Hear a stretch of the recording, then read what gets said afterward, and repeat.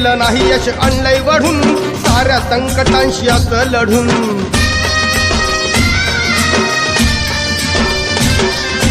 कुणी दिलं नाही यश आणलंय वढून साऱ्या संकटांशी असं लढून जिद्द होती म्हणून डावलंय करून बसणार नाही लाचार बनून आता खरंच बनलोय वंडरफुल आता खरंच बनलोय वंडरफुल